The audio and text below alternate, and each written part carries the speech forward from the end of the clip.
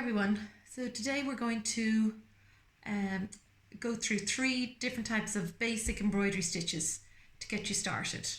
Okay, so this is what your embroidery thread looks like. Okay, and or embroidery floss, depending on what you want to call it. It comes usually in 6 or 8 strands.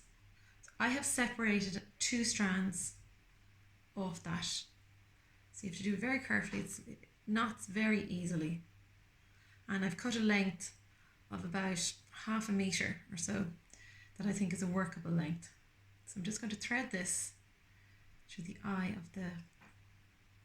of the needle. So this is one of my embroidery needles. Now, if you find it difficult to thread the eye of the needle, you can use a needle threader, and most little home sewing kits will have this. Or if you buy a packet of needles, you might have one. They can be very handy, or you can use a magnifying glass if that helps also. So I'm just going to start with the running stitch. Now I've just tied a little knot at the end. Just loop it around your finger and tie a knot like that. And we're going to start on the back of the fabric. So we're going to bring the needle up from the back through to the front. And you'll see there that the knot is stopping it from coming through. Okay, so we're just going to go in a straight line across, and I'm going to do the stitches. I'm going to leave them long enough just so you can see what I'm doing. So put your needle down through the fabric and back up. I'm going to try and make them the same distance apart. Okay, down through the fabric and back up to the front like that. So depending on how you stitch, some people find it easier to leave the fabric flat on the table, and some people prefer to put their hand behind it. So whatever you find more comfortable, just go with that. Okay, at the moment I think leaving it on the table is working for me. Okay, so again, down through the fabric, leave a space, and then come back out. And I've used a purple just so that it'll stand out. You'll be able to see clearly what I'm doing. So I'm just going to keep going across the piece of calico like so.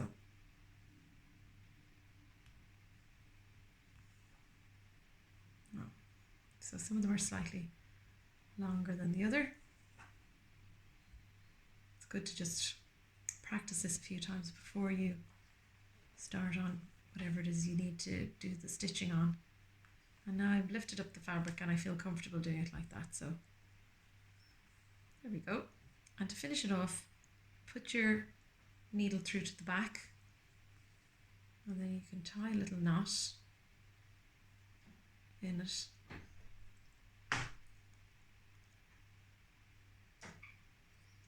You can also double knot that. Just go through the end of it just so it's nice and secure. And that should be, you can trim it off there. So that's the first one. That is called running stitch. Running stitch.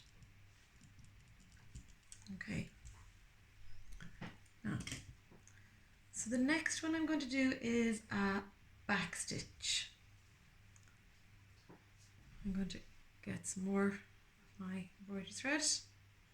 Again, I have only 4 strands left here now, so I'm going to separate 2 more of that.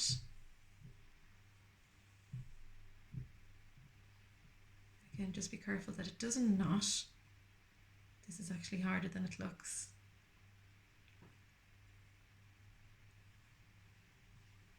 And we'll use 2 strands for the next stitch as well. So there we go. So again, I'm going to thread this up through my needle.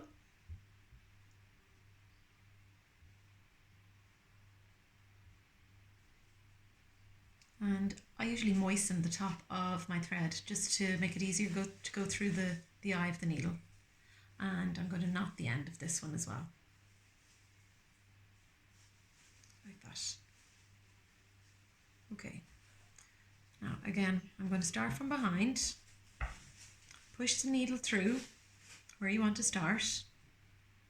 And then the knot at the back will stop the thread from pulling through.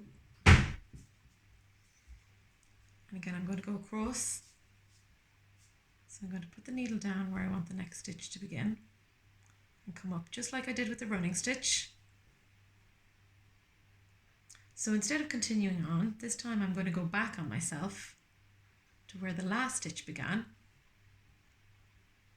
And then I'm going to pass the needle underneath in the back of the fabric and bring it up where I want the next stitch to begin. So essentially what you're doing is this time you're filling in all the gaps that we left on the running stitch. So this gives the look of a continuous line. So down, passing under the fabric and bringing the needle up to where you want the next stitch to begin. And then we are going back on ourselves like that to where the last stitch finished.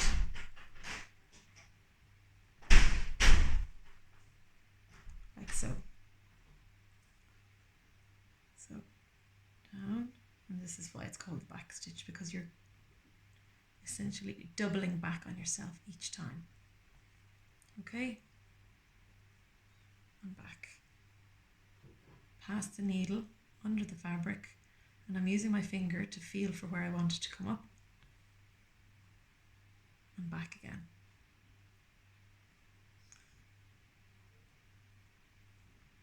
Like that. So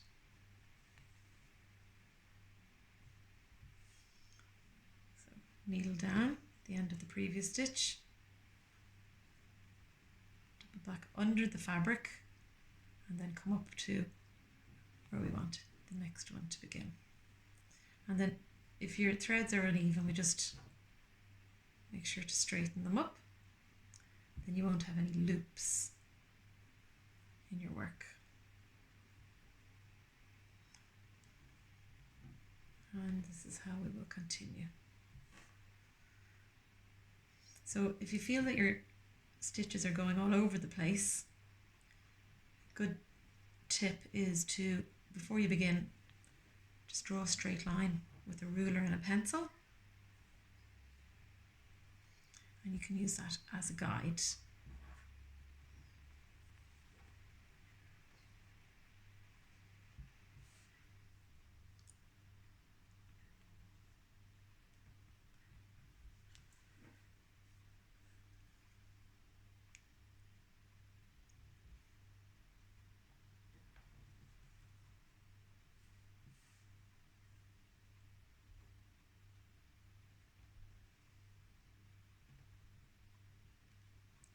And you can see that even when you're working with the thread, sometimes it can just start twisting. So you can just untwist that, stop that from happening. Make sure you're happy. I think as I get towards the end of the fabric, I tend to lift it then into my hand. For some reason, that's just how I like to do it, but you try out whatever works for you. Every time going back to where the previous stitch ended.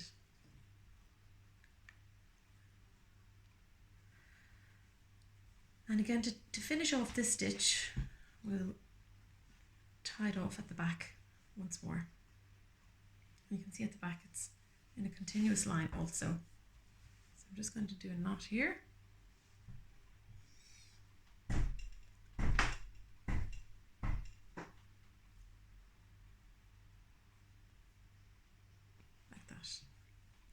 And just trim that off like so. Now, so there we have the running stitch and the back stitch.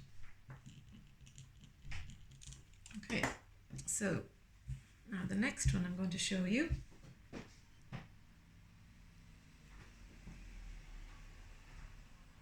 is the chain stitch.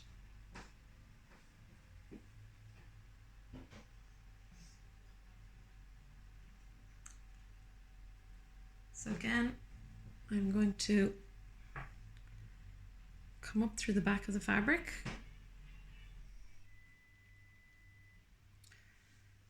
Now this time I'm going to bring the needle down very close to where I brought it up, and then back under the fabric and bring up the needle where I would like the next stitch to begin.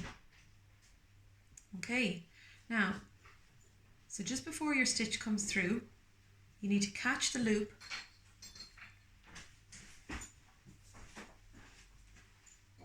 like that, and then that's how you form your stitch. So I'm going to bring the needle down.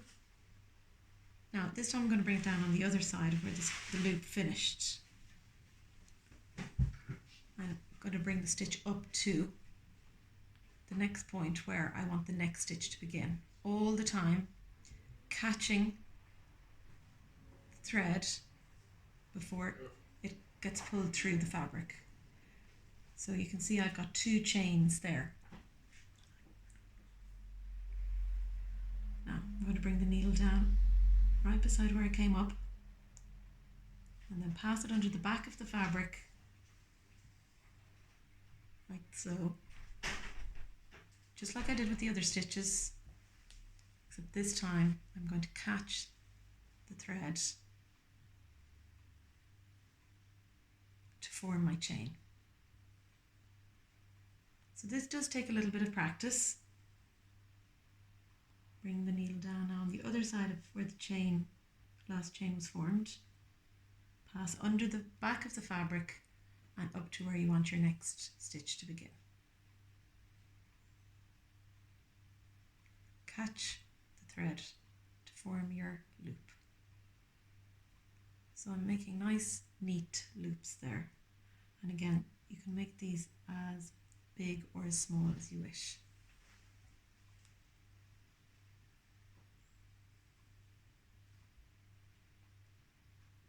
So now one of my threads is a little bit longer, so I'll just gently pull that just to even it out a bit, just to keep my stitches nice and neat.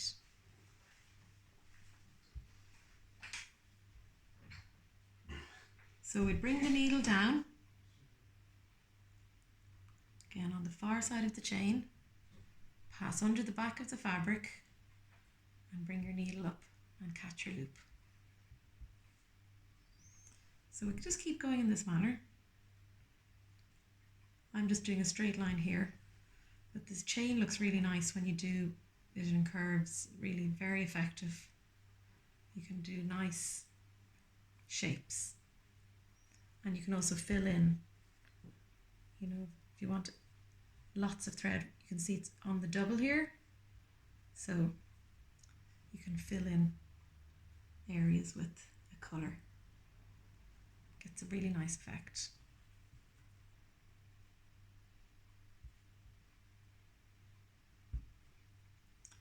Okay, so down the far side of the chain, pass under the back of the fabric, bring your needle up where you want the next stitch to begin, and catch your thread. All the time, making sure you don't get into a knot. Okay. Just straighten up my thread there now for a minute.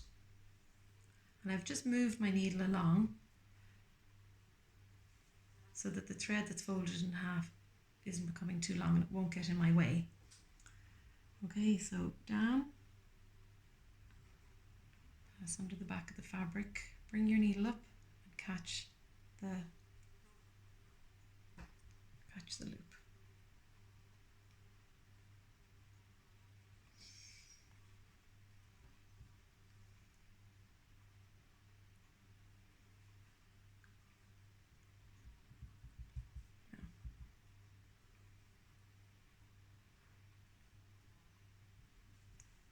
And as you can see, because the thread we're using more thread you'll use your thread up much quicker because these stitches are on the double. You're using twice as much thread as you would use doing a running stitch. Okay.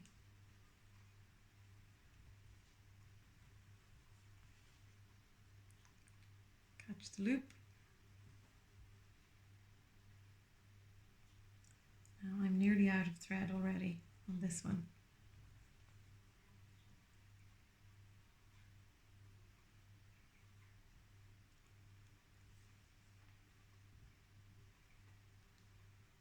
Okay, and then to finish off, bring your needle down.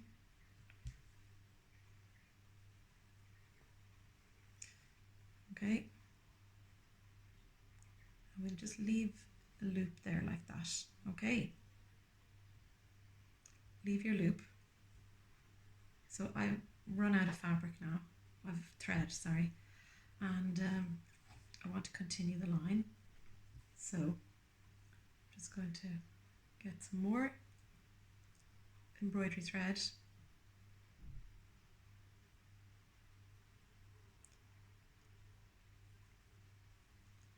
And I'm going to bring my stitch up where I want the next stitch to begin. Again, catching the chain. So this time I need to just pull that down to get it to the right length underneath.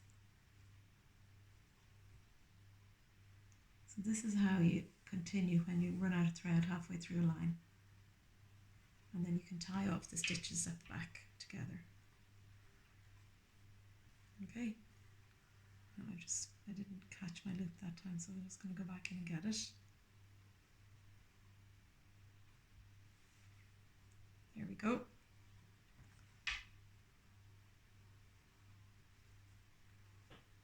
So you have to make sure to take your time so you don't forget to catch your loop. Okay.